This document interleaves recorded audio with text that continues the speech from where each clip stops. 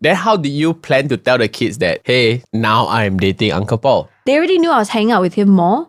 So I still remember my younger one was like, oh, Uncle Paul is your best friend. I was like, oh, okay, that's a good lead in, but okay. Because they knew we were hanging out more.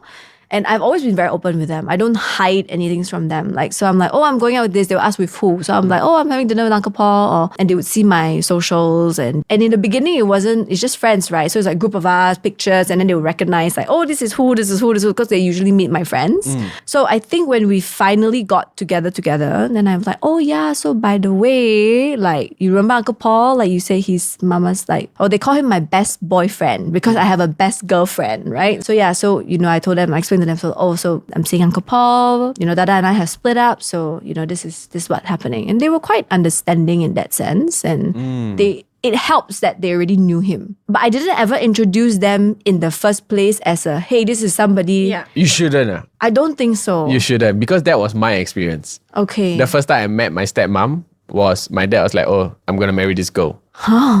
So you should never... Exactly. So Yeah, it it's becomes, like a- and then instant competition. That or like, now I have to force a relationship with this person because you are confirmed my stepmother already, what? So it's like, it doesn't work like that. It has to be friends first. So I think your way Yeah. was correct. Exactly.